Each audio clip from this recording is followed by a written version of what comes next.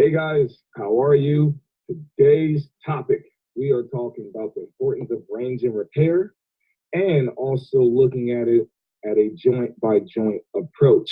We're going to talk about the difference between flexibility and the difference between mobility. So, first thing first, there is a difference between flexibility and mobility. Flexibility, we focus more on muscle with different styles of stretching, which is static and dynamic stretching. Next, we're going to talk about mobility. Mobility is actually working on joint by joint, focusing on the mobility in your ankles, your hips, your thoracic, your lumbar. There are so many different ways that you can work on your mobility. But before that, we already know that stretching is important. But for some reason, we still have a hard time sticking to stretching. I notice when I see the reviews every month, and I see that range and repair is always falling last, and people are not taking range and repair serious. The reason why you have to take range and repair serious is number one, stretching keeps the muscles flexible, it keeps them strong, it keeps them healthy. You need to have that flexibility to maintain your range of motion in the joints. So that is important because we're doing high intense workouts and we're working your hips, we're working your thoracic. So you want to make sure that you're connecting that chain and that you're not losing the output of your power. And so if you're not mobile, you're not flexible enough, number one, you're not able to lift as much as you want.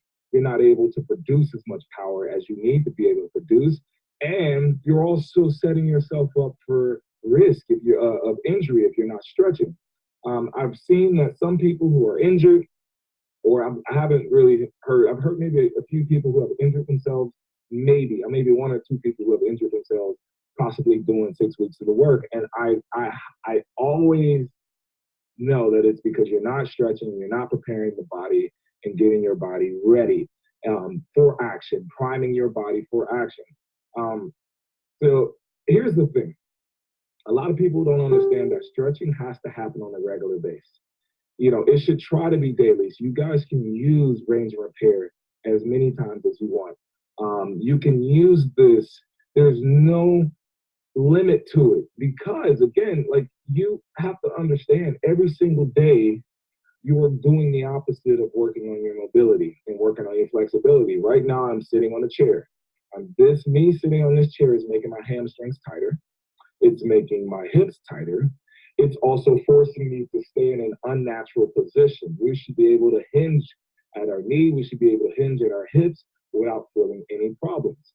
Another thing is that stretching and working on your mobility can help you with the minor injuries or the little chronic things that you might have.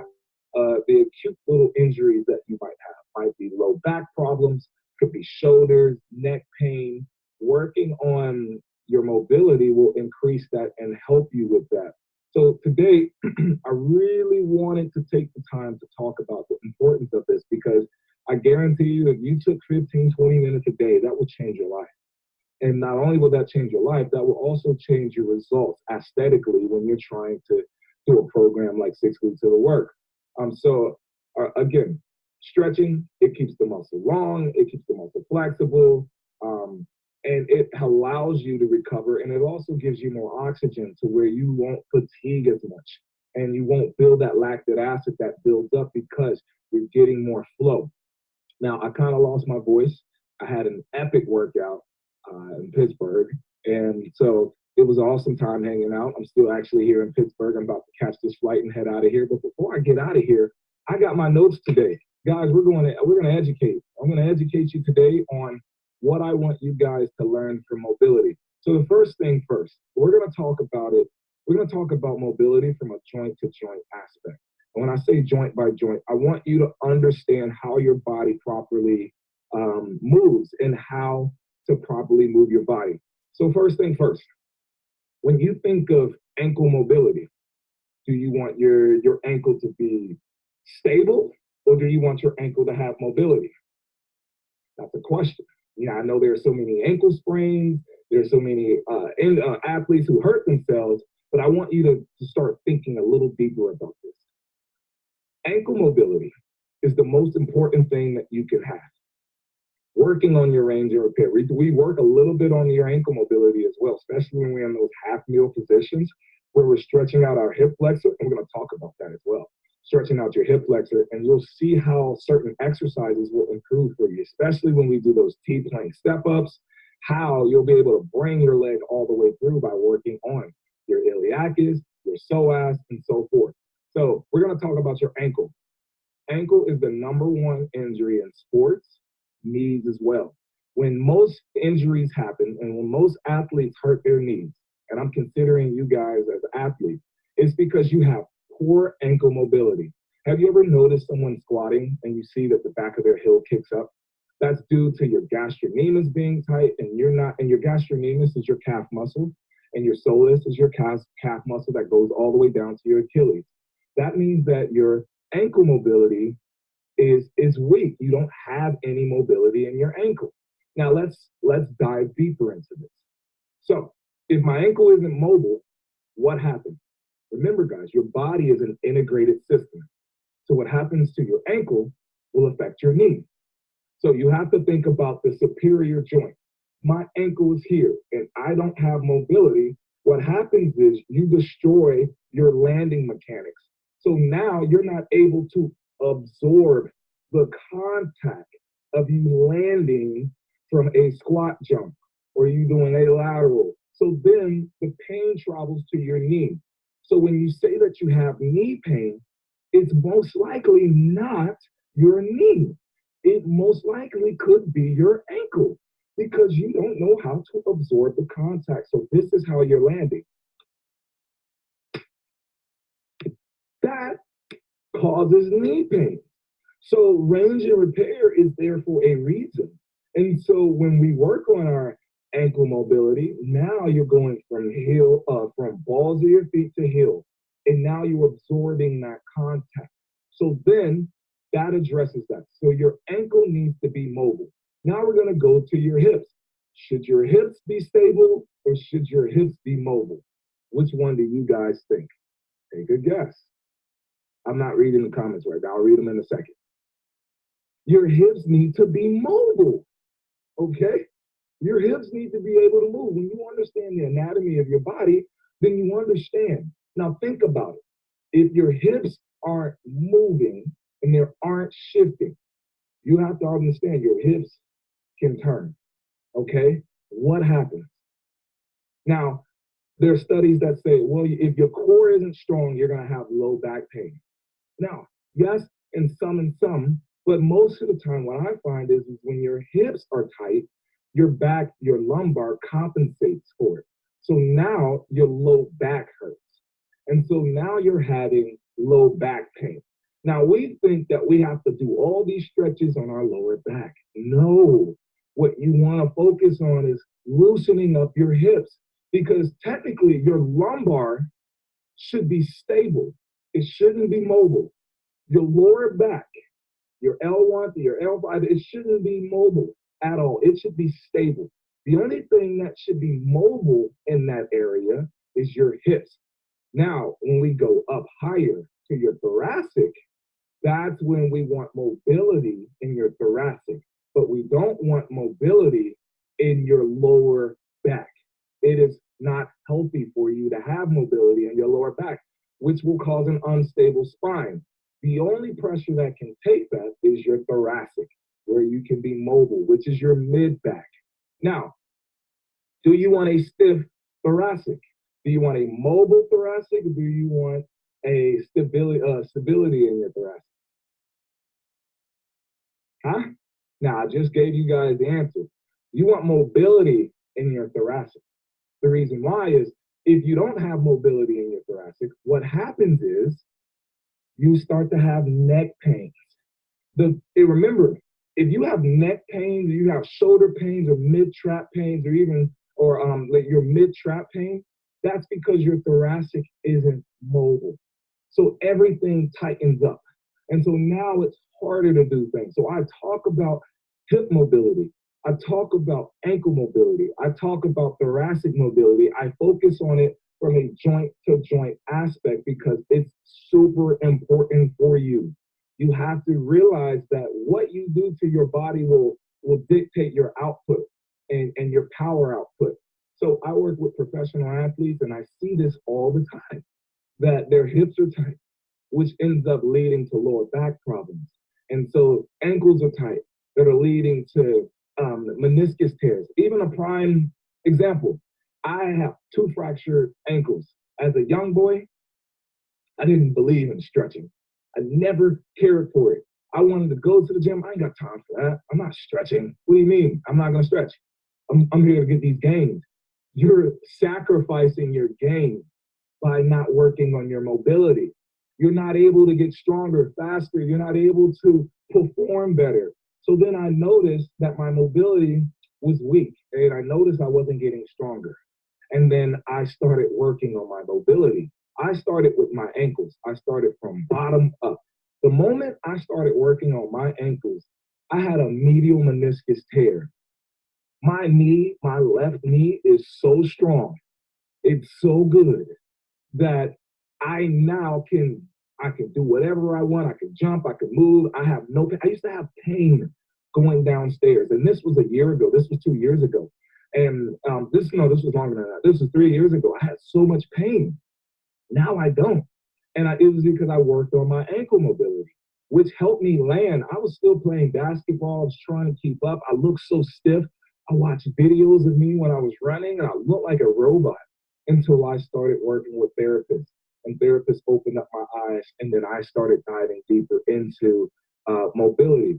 There's a quote, and we're going to talk a lot about this, and I'm going to tell you a quote because there's a great quote that I heard, and it just made so much sense for me.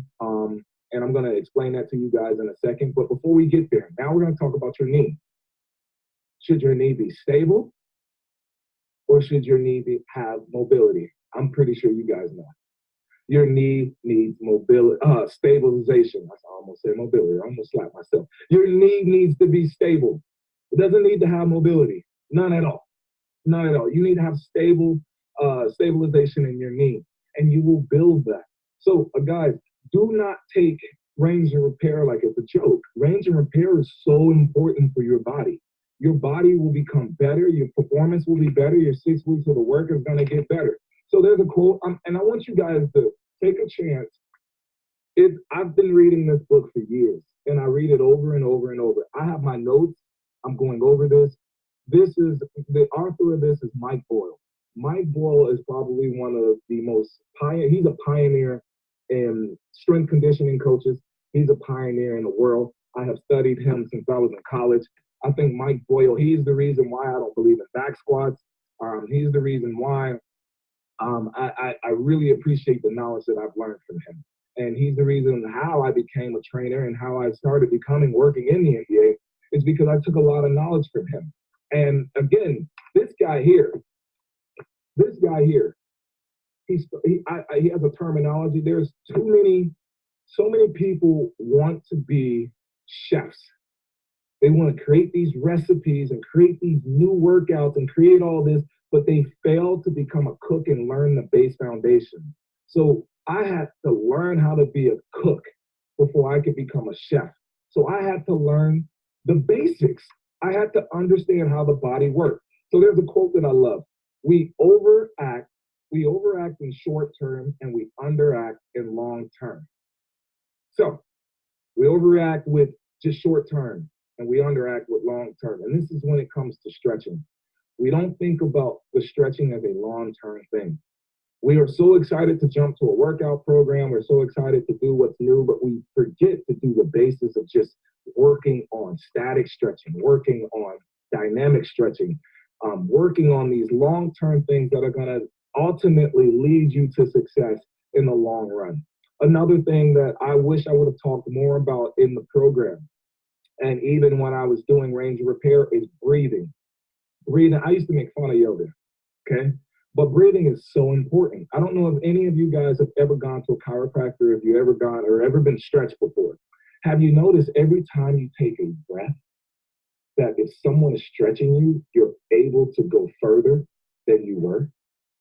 Because when you hold your breath, the Valsalva maneuver, you're adding more tension. You're adding more tension. By breathing, you're releasing that tension. That is something, working on your diaphragm and working on your breathing is so important. That will help you with performance, that will help you with your mobility, and that will just definitely get you better. So understanding that those are breathing, stretching, working on mobility are super important.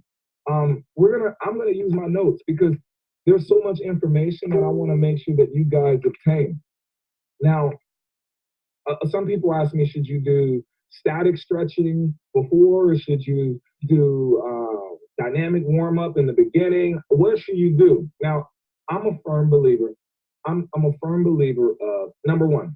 There was a myth that static stretching basically puts the body at rest. So you should never really do static stretching before a workout because it puts your body at rest. Now, there's truth to that because you're preparing your muscles to heal, and you're preparing your muscles for relaxation, which is true. But at the same time, static stretching has long-term benefits that we're forgetting. If you just only do dynamic stretching, you're losing the long-term benefit. Static stretching can get deep into the psoas. It can go into it can help you in so many different aspects. So I believe in doing static stretching and dynamic stretching in the beginning. Another thing is, guys, if you have a foam roller, please use it. Like, always start with soft tissue work. We don't take that enough. So again, you're building muscle while you're doing this program, okay? So if you're building muscle, that means that your muscle is becoming more dense, which then if your muscle is becoming more dense, it's harder to work on your range of motion. So with soft tissue, which is myofascia, when we're working our muscle and we're building more muscle, it's becoming stiffer. What trigger point does which is foam rolling, is it lessens the density, which then primes your muscles for a stretch, which then you're able to stretch and to allow yourself to stretch better. And so then I always start my guys off with foam rolling. Now, foam rolling is the only time where I say it's a good hurt. If it hurts, that means that you're doing something good. Okay, you want to get into those knots and loosen those knots up, because the moment you do that, you're going to notice that your mobility is going to improve and that you're going to be able to stretch better and your stretches are going to get better. So I need you guys to really take that. If you have a foam roller, if you have a tennis ball, if you have a lacrosse ball, use it to stretch out your thoracic, use it to hit tight points in your hips. It'll lessen the density in your muscle. So then when you go into stretching, then that will help you. Now, I know 6 weeks of the work and 4 weeks of the prep, we don't spend that much time working, and especially in the beginning. You know, I'm a firm believer of stretching in the beginning. We got 4 moves, 30 seconds each. Let's go get it. But before you guys get into that, what I would love for you guys to do is to foam roll. Foam roll for about 5 to 6 minutes. Foam roll the most important parts. Foam roll your lower back. Foam roll your upper back as well. Foam roll your hips. Foam roll your IT band, and get your calves and get your Achilles, and even foam roll your feet. Get your feet to be able to soften up that density, and it'll make a difference. I guarantee you it's going to make a difference. So I'm talking about notes. I want to go through my notes right now to make sure I don't hit anything. So when you're analyzing and when you're looking at the body is a body full of joints, joint by joint by joint by joint. A lot of times when there's an injury and there's a non-contact injury, it's because there's a dysfunction in your joint. Unfortunately, you know, I've been working in the industry long enough to know that when players hurt themselves, or if you guys hurt yourselves and it was non-contact, that means that there's a dysfunction either somewhere in one of those joints that I explained earlier. So really working on that and really affecting you, it will really help you all the way around. Now, I remember, you know, when I used, as a trainer in the beginning, I used to say, if you have low back pain, that's probably because your core is weak. That could be true. That could be. But most likely it's because of your hips. And once we start going through assessments, I do a workout all the time. Can you keep your shoulders straight and turn your hips without turning your shoulder? If you're turning your shoulder, that means that your lower lumbar is forcing you to turn. And that means not your lumbar, that means that your thoracic has no mobility. Excuse me, remember, your lumbar needs to be stable. Your thoracic needs to have mobility. So if you're turning this way with your hips, that means that your thoracic has no mobility. So you're not able to do that. So we talk a lot about thoracic in here because we do the step throughs and open up. That's thoracic mobility.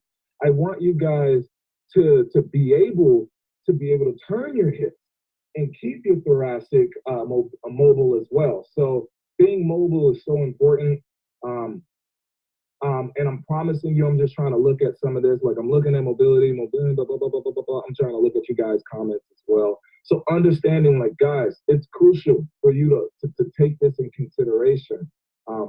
Again, I've worked with I work with a lot of physical therapists. You know, I work hand in hand with them. I learn a lot from them. And it's very important for you to not take range and repair as a joke. I just want to make sure that I hit up everything that I needed to talk about. And so again, there's another exception as well. And even if you're a physical therapist as well, a physical therapist will explain this as well. Now, and I'm going to talk about this. The only time that there could be another exception to knee pain could be because of your hip as well. Your hip could also cause internal rotation. So you ever notice that sometimes when you do a squat, that you have this valgus where your knee just kind of goes in just a little bit. That also could be due to your hip as well. So hip is the only time where you might have that. It could be your hip as well, not being able to have stability in your knee as well. That's the only time. But everything else that I said, most likely is due to instability in here, and no stability there, and no mobility here. So understanding your body, understanding that your range of motion is so important. So if you're looking to work on these things, you have range of repair. You have thoracic day. Go to 6 weeks of the work. Use those days throughout your entire program.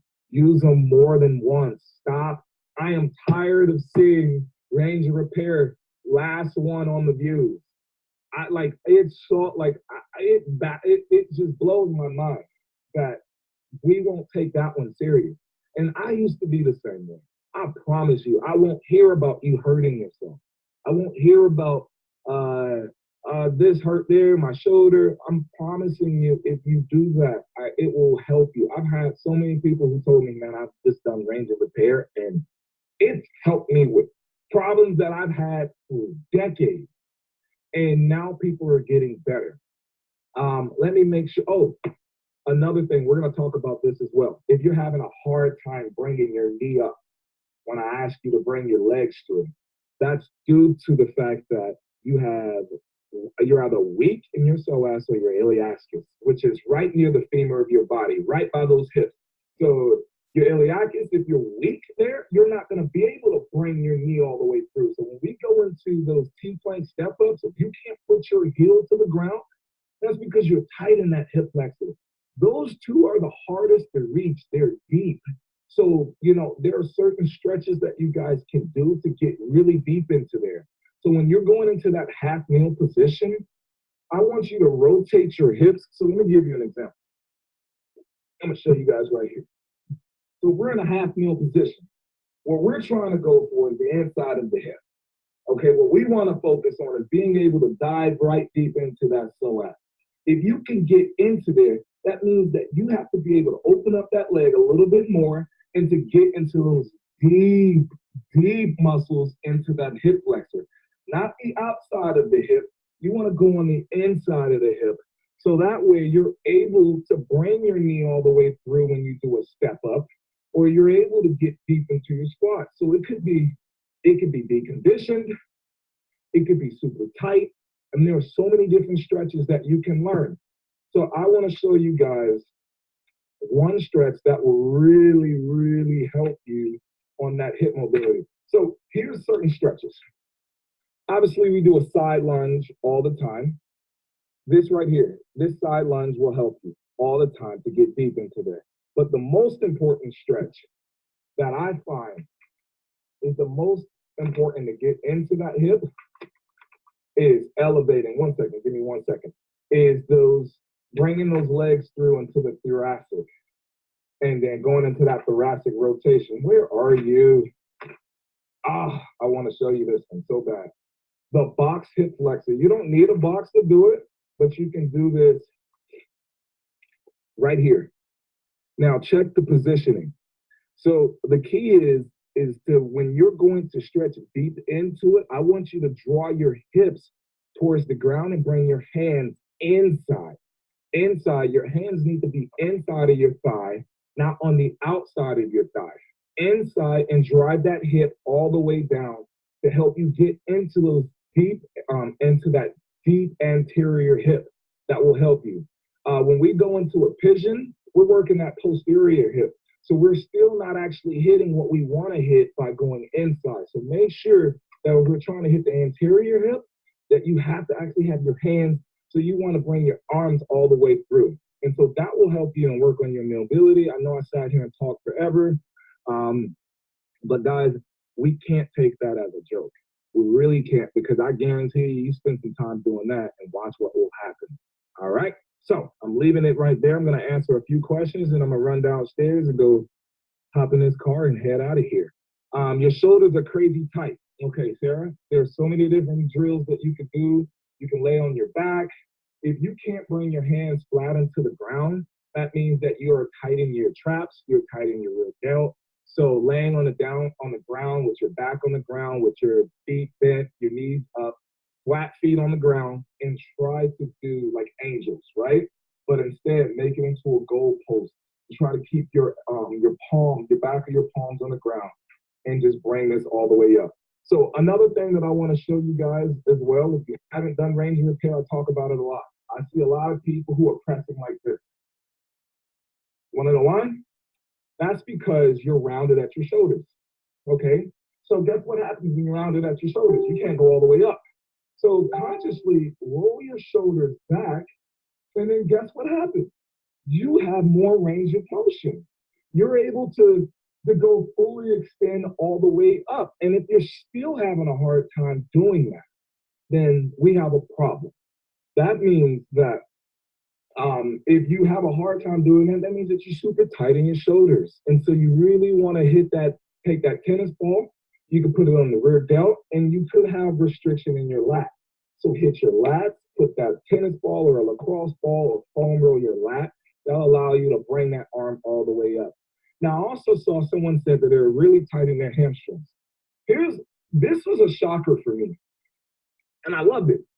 You want to have some elasticity in your hamstring as well, but does your hamstring really need to be flexible?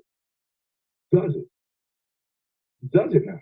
And that's something that I had to learn that recently. And I was like, wow, I really sat there and I thought about it. Well, stiffness in the hamstring is okay as long as our joints are mobile, okay? If we're mobile, we're able to hinge at the hip. We're able to go all the way down and touch our ankles. We're able to touch our toes, but you still do want to stretch your hamstring. There are great ways to stretch your hamstring, but I see so many people do hamstring stretches wrong. So again, if we're doing toe touches, make sure that your toes are facing forward, not out. And make sure you go all the way down. You want to have some flexibility in your hamstring. I'm playing devil's advocate, but it's not totally necessary. It's important to have good flexibility, but it's more important to have mobility. And again, mobility is different than flexibility. Mobility focuses on your joint by joint. Flexibility focuses on the muscle. When you notice that you're more agile, that's mobility. That's not because you're flexible. No, you're more agile because you're able to turn those joints. So you have to work. Yes, you have to work. Like Alan said, you have to work from bottom up. You have to start approaching yourself like you're an athlete. You have to look at yourself like you are a $1 billion, $1 million athlete. You are LeBron James. You are Serena Williams. You are. So you have to take your body that serious, because it's not just about athletes. You have to be an athlete. And so a lot of people say, well, I can't afford this and I can't afford that. Look, the foam roller is your massage therapist. Foam rollers came around And they have actually put a lot of massage therapists out of work because the foam roller can be deep tissue, can be soft tissue. Your a lacrosse ball can get into spots where you're needing to work on your mobility and to break down that muscle fiber. So, Bernie, I'm sorry about kicking your ass today. That was fun. So make sure, guys, that you're taking this super serious. Learn how to breathe. Learn to do range of repair. Learn to love it. If you hate it, if you hate stretching, I'm talking to you. I am. You have to learn how to love it. You have to learn how to love it. I love it dearly now. So, guys, I had fun. Pittsburgh was awesome. Pittsburgh, we turned it up. I just found out I'm going to Philly. It's so funny. I never know where I'm going. You guys find out before I find out. So I found out I'm going to Philly and Connecticut. I was like, what? What? Really? Cool. I'm loving it. So if you have a foam roll before your workout. So this is the structure. Foam roll. Start with a light static stretch. Don't go too hard. Start lightly. Then go into a dynamic stretch. When you go into the dynamic stretch, your stretches need to apply to what type of workout that you're going to do, a dynamic stretch. So if you know that we're doing agility work and we're going laterally, you need to be stretching. Oh, excuse me. You need to do dynamic stretches that prepare you to move lateral. And so understanding how to do that, and then you save your go back and save your dynamic your static stretch towards the end, which we always do. We always do a static stretch towards the end because now you're preparing your muscles for rest. So hopefully you guys took this and learned from this. I love you guys. Talk to you soon. And yeah, have a great day.